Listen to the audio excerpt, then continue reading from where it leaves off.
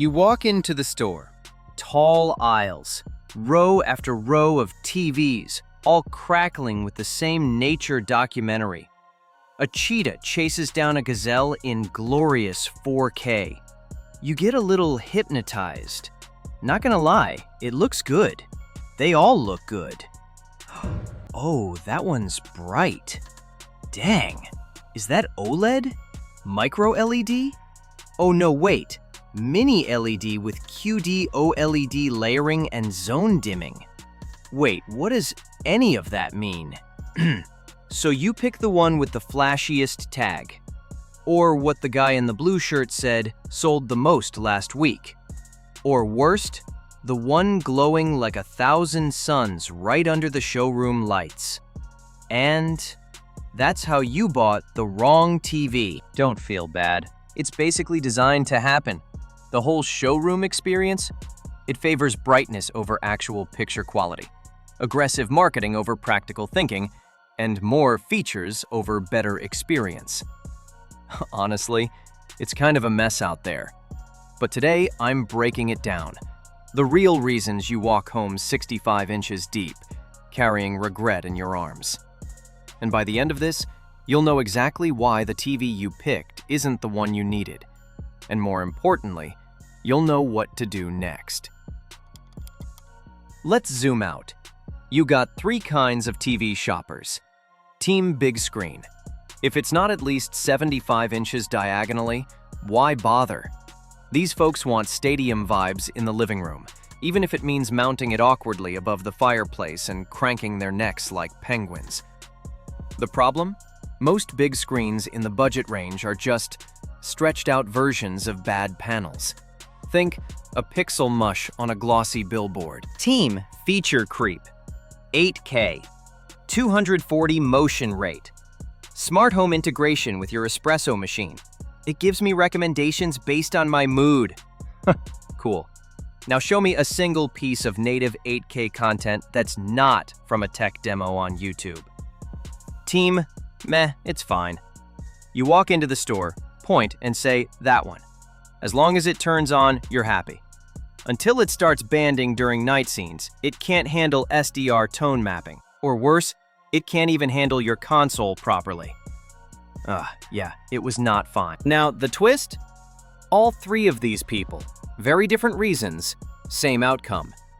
They end up with the wrong TV. So here's what TV makers don't want you to realize. Your TV decision? It's mostly made for you. By confusing model numbers, minor spec upgrades, and big new stickers slapped on last year's panel with a new coat of buzzwords. Let's talk about that for a sec. Ever seen one of those product tags that says something like XR Triluminos Pro 120Hz Quantum Dot Dynamic Crystal Color Hyperview? What does any of that mean? Nobody knows. They sound like settings you'd find on a spaceship. And that's the point. You scroll through that tag, mouth slightly open, sounds high-end? So you overpay. Now, let me give you the real script most brands are running. Don't make it easy to compare. Confused just enough so people stay overwhelmed. Then, point their attention toward the premium stuff. Have you ever noticed how mid-range TVs now get split into 3 versions? Like Q7, Q7 Max, and Q7 Pro with AI Brightness Core. It's like Pokémon evolutions, but for anxiety. And there's always a catch hidden in panel tech. Quick test. You bought a QLED? Sounds nice, right? Now go back, flip the box, and try to find this. Is it 60 Hz or 120 Hz? Is it using IPS or VA panel? Does it have full array dimming, real dimming, or just software contrast booster? Because here's the deal. Most budget QLEDs are just marketing wrappers over regular LCDs. LED backlight, mediocre viewing angles, mediocre HDR, mediocre blacks. But in a bright Best Buy showroom, they shine. Bravo, marketing teams. Here's what a bunch of folks don't realize. You can easily spend more and get worse performance just because the model number went up. Case in point, the 2023 U8H from Hisense outperformed nearly every cheaper 2024 model below the U6 and U7 series. All this because people thought newer equals better. It's not. Not always. Okay, I need to rant a bit. I saw a guy buy an 85-inch premium TV with edge-lit dimming, 60 Hz refresh, and a Roku OS glued to it. Said it was love at first sight. Fast forward 1 week later, he texts me, "Why do movies look jittery? Why is the black part of Batman's cape lighter than Bruce Wayne's jawline?" I said, "Because my brother, you bought a billboard." Haha. He returned it. Got a real TV this time. That's the thing. TVs look fine playing those 4K demo scenes. But throw on actual content? A Netflix thriller shot in low light or a sports broadcast on cable. Suddenly, banding, motion blur, crushed blacks, weird soap opera effect. So here's the key. Stop shopping for TVs based on what they're called or what's plastered across that flashy label. You need to think in use cases, aka, how do you watch? Let's go. Do you mainly stream in the evenings with the lights down low? You need solid black levels or OLED-like precision. Don't settle for a panel that glows like a nightlight during dark content. Watching content like Stranger Things feels totally different when your TV handles shadow detail well. Do you game? Then input lag and refresh rate matter more than fancy names. Sub 10 milliseconds or nothing. VRR, ALLM, and real 120 Hz support, not motion-enhanced 120 Hz. That's basically just marketing fluff. Hosting big groups? Wide viewing angles. VA panels will betray you unless the TV has some kind of viewing angle tech. Otherwise, the person sitting to the side just sees color soup. Sunny rooms? Something mini LED or high peak brightness plus anti-glare coating. OLED? I love it personally, but not in a sun-soaked kitchen with 3 skylights. And hey, if you're just watching reruns of sitcoms, you don't need quantum pixels. You need a TV that turns on fast, doesn't crash, and makes your YouTube rabbit holes look decent. Okay, quick pause. To the guy who just bought the newest XTR Platinum Q Pro because the box said best brightness in class, and now you're wondering why your old TV looked sharper? Yeah, you bought the wrong TV. It wasn't your fault. It's just, nobody explains this stuff to regular people. They just rely on sticker shock and spec sheet overload. I want you to win next time. And you can. So in the next section, let's break it all down. The panel types. What truly matters versus what's just hype. OLED versus mini LED versus the forgotten soldiers. IPS and basic LED. We'll even talk about names, like why the S95C is kind of a silent killer and why the U7 series might actually be all you really need. Alright, I want to get straight into it, because if you're still watching, there's a pretty good chance you either A, just bought a TV and feel low-key nervous, or B, are staring at one now in your cart, finger hovering over buy now, like it's a life decision. Sniffles? It kinda is. So, consider this your crash course in not making the exact mistake 70% of people make. That's not an exaggeration. Survey shows that the majority of consumers admit they don't know what panel tech they bought. Let that settle in. Keyboard typing. Here's what you really need to know. Not all LEDs are created equal, and not all QLEDs, OLEDs, or mini LEDs even mean the same thing between brands. Let's simplify. I'm going to break it down into the real 4 pillars of TV performance. Forget acronyms, just focus on these. Panel backlight type dimming zones and contrast control. Color reproduction motion management. That's where the magic, or mush, happens. Clears throat. Let's start at the root. Standard LED, your bare bones cousin. This is usually found on TVs around or under $500, especially the 60 Hz kind. Most of them are edge-lit, meaning only the edges light up, and the picture is lit up like a flashlight behind paper. You'll get crushing in blacks, a flat image, and sunlight in a movie scene. Say goodbye to detail. People buy these thinking, hey, it's 4K. My front porch light is also 4K.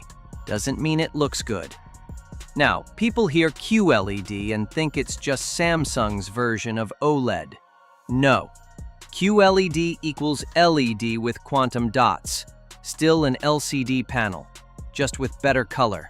Think of quantum dots like tinted sunglasses that make everything look slightly better but don't fix the sun burning your retinas. They don't actually turn off individual pixels. They're just better at coloring what's already there.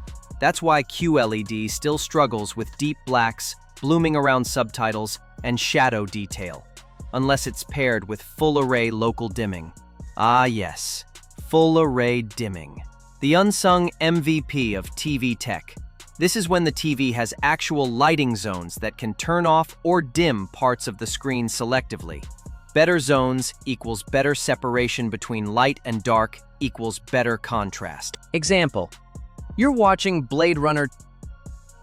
One side of the screen's blasting white neon. The other side should be straight-up darkness. A good dimming system handles that beautifully. A cheap one? Whole screen gets hazy and gray. You basically lose the director's whole vibe. Now, enter Mini LED. Think of this as tiny LED clusters, like the regular LED system, but finer, more precise. More zones, less blooming, brighter. Not quite OLED-level contrast, but finally a reason not to hate watching dark scenes on a non-OLED TV. These are some of my faves right now, TBH. If tuned right, a mini LED can actually rival mid-tier OLEDs without the brightness struggles. But brightness isn't always the goal. Which brings us to the king, OLED, organic light-emitting diodes. It sounds scientific because it is. Each pixel powers itself, which means that when something on screen is supposed to be black, it's off, like pixel turned off. That's why people rave about infinite contrast. But OLED has some real quirks. Burn-in. Yeah, OLED burn-in still exists. Not always a problem, but it's real. If you leave CNN's ticker or gaming HUD on for 5 hours a day, 5 days a week, you might start ghosting outlines permanently into the screen. OLED also struggles in bright rooms. Unless you're buying a really good panel, like what LG calls WOLED Evo or Samsung's QD OLED, which improves color and brightness, you're gonna need to draw the curtains just to watch cartoons. Still, in darker rooms, OLED is untouchable. The cinematic feel, the depth, the insane responsiveness. It's like the difference between vinyl and streaming music. TV brands try to blur the lines between these panels by throwing curveballs like Neo QLED, Samsung Mini LED, ULED, Hisense marketing term, NanoCell, LG QLED variant. Ugh. All fake names to disguise regular tech behind sci-fi words. It's like calling a Big Mac Quantum Energy Layered Protein Duo. Here's a secret. Many of these are all just LED plus extra software. You gotta read between the specs, not just what the panel is, but how it performs. That takes us to motion. We've all seen it, the soap opera effect. That weird glossy motion smoothing where everything looks like a YouTube vlog, not a movie. Every brand calls their motion something flow, True Motion, Motion Flow XR, Clear Action, etc. None of these are real refresh rates. They're just frame interpolation. What you want is actual native 120 Hz if you're into gaming or sports. Don't be fooled by things like 240 motion rate. That's marketing math cooked up in a lab by evil geniuses. All right, so we've untangled the spaghetti. Now let's bring it into the real world. You come home. plug that shiny new TV in, boot up a movie, maybe a game, and the truth starts creeping in. Why is the picture too bright or too dull? Why does it feel faster than the old one, but also worse? Why are subtitles glowing like radioactive snow? Why does the menu lag every time you load Disney Plus? Why is Netflix launching sideways from the remote shortcut button? Because you bought the wrong TV. And I hate that the industry counts on that. TV makers know most buyers don't research. They rely on fatigue to push you up the price chain. You'll be told things like, it's got HDR, but they won't tell you it shows fake HDR. It's OLED. Yeah, but which OLED? WOLED? QD OLED? RGB OLED? It's 4K. Well, yeah, but your phone is too. Doesn't mean it's reference monitor quality. Truth is, you don't need the best. You need the right one. That knock? That's your Amazon guy bringing the wrong one right now. Don't answer it yet. Let's take a breather. Because in the next section, I'm about to hand you what the salespeople won't. A lazy, honest, dead simple TV buying guide based on actual use. Not specs, not hype, just needs.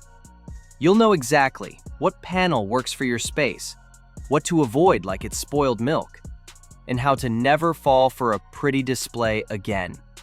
Because you bought the wrong TV doesn't need to be a sentence. It can be a plot twist. Trust me, we're halfway through your redemption arc.